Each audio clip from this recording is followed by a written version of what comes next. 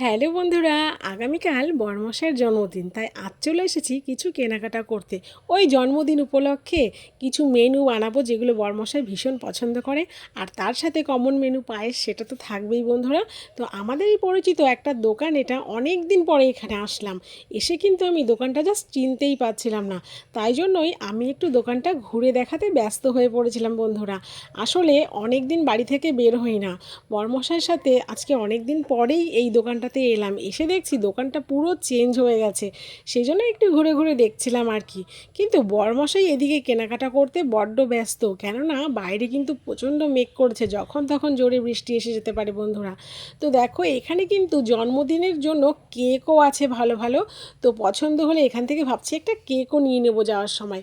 তো অলমোস্ট আমাদের লিস্ট অনুযায়ী কিন্তু কেনাকাটা কমপ্লিট বন্ধুরা। এবার বিল করে নিচ্ছিলাম।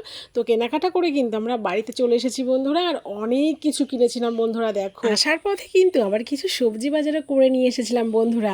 তো তোমাদের কেমন লাগলো ভিডিওটা অবশ্যই কমেন্ট করে জানিও। আজকের মতো টাটা।